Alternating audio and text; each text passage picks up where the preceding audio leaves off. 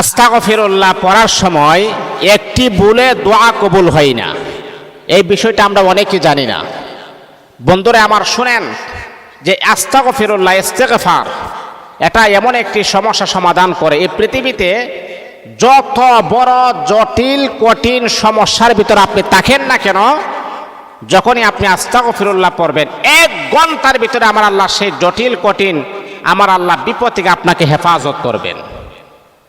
আর সর্বশেষ হচ্ছে আস্তাগফিরুল্লাহ পড়লে আল্লাহ তাকে মুস্তাজাবুদ দাওয়া বানায় দেয়। মুস্তাজাবুদ দাওয়া বলা হয় ওই ব্যক্তিকে, যেই ব্যক্তি আল্লাহর কাছে চাইতে দেরি হয় আমার আল্লাহ তার মনের আশা বাসনা কবুল করতে 1 সেকেন্ডও দেরি করেন না। আল্লাহু আকবার, আল্লাহু আকবার। তাহলে আপনি কেন আস্তাগফিরুল্লাহ কেন আপনি পড়বেন না? আর আস্তাগফিরুল্লাহ পড়তে গিয়ে আমাদের অনেক সময় একটা ভুল করে ফেলি, আর যার কারণে আমরা দিনের পর দিন আমরা আস্তাগফিরুল্লাহ পড়ি কিন্তু আমরা রেজাল্ট পাচ্ছি না। আমরা এটার পরিপূর্ণ একটা জাযা বা একটা বদলা সেটা আমরা পাচ্ছি না। কেন? কারণ আমরা পড়ার সময় আমরা ভুল করি। আস্তাগফিরুল্লাহ পড়ার জায়গাতে আমরা পড়ি আস্তাগফিরুল্লাহ, মানে কাফ দ্বারা আমরা পড়ি আস্তাগফিরুল্লাহ। এতে করে কি হয় জানেন?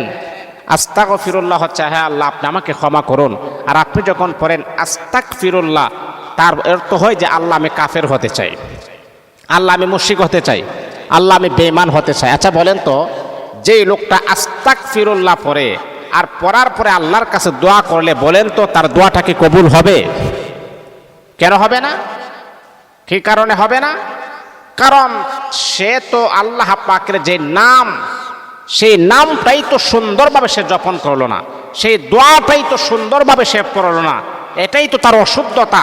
আর এটা তো এমন একটা শব্দ, কোরআনের হরফ এবং আয়াত এবং হাদিস, আপনার আরবি হরফ এমন একটাই যদি একটু বেশ কম হয়ে যায় তাহলে শব্দর অর্থ বেশ কম হয়ে যায়। আপনি পড়বেন আস্তাগফিরুল্লাহ, আস্তাগফিরুল্লাহ, এইভাবে আস্তাগফিরুল্লাহ মজা যে পেয়েছে সে কখনো ছাড়বে না। আরে বাবা এই মজা সবাই পাই না। আল্লাহ পাক ওই শান্তি প্রশান্তি আল্লাহ সবার অন্তরে আমার আল্লাহ দেন না। যেই মানুষটা প্রতিদিন ফজরের নামাজের পরে 100 বার আস্তাগফিরুল্লাহ পড়বে আল্লাহ তাকে এমন প্রশান্তি দেন, এই প্রশান্তি কোটি টাকা দিয়ে কখনো আনা যায় না। এই জন্য আপনি আস্তাগফিরুল্লাহ পড়বেন না, কাফ দ্বারা না গাইন দ্বারা। আস্তাগফিরুল্লাহ, আলিফ সিন জবর আস্তা, গাইন জবর তাগ, আস্তাগফিরুল্লাহ। আর আস্তাক তা কাফ জবর তাক না, এটা নিষেধ। আস্তাগফিরুল্লাহ পড়বেন না, আস্তাগফিরুল্লাহ। এইভাবে আপনি প্রতিদিন আপনি 100 বার পড়বেন, আল্লাহ আপনার মনের বাসনা কবুল করবেন, অনাকাঙ্ক্ষিত আশা কবুল করবেন। আপনার চাকরি হচ্ছে না, চাকরির ব্যবস্থা করে দিবেন। আপনার ব্যবসা হচ্ছে না, ব্যবসার বরকত দিবেন।